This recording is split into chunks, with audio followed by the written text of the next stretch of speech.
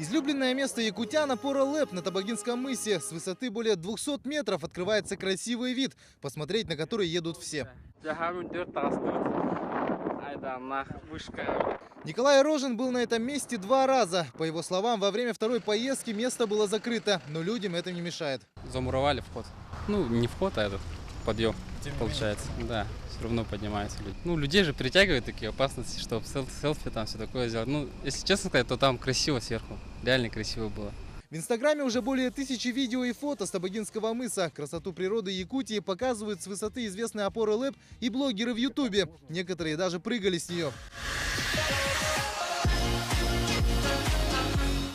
Энергетики запрещают забираться на опору. Провода ЛЭП находятся под напряжением в 1000 вольт. Ударить током может и на расстоянии. При атмосферных воздействиях может быть пробита изоляция, высоковольтное напряжение может пробить даже, не обязательно надо соприкоснуться, а на дистанции. Ну, то есть он дистанционно может пробить человека.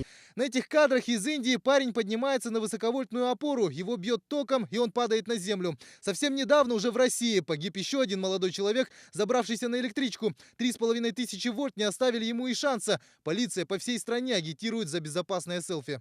Полиция настоятельно рекомендует воздержаться от создания снимков во время управления любым транспортным средством, на крышах и козырьках высотных строений, а также рядом с животными и оружием. И таких примеров, когда съемка стоила авторам жизни, достаточно много. Селфи может быть и безопасным, модным и активным можно стать и без риска для здоровья. Тем не менее, оградить людей от опасности одними запретами также нельзя. Стоит ли жизнь лайков, решать самим пользователям соцсетей. Юлиан Бояркин, Роберт Набиев, Вести.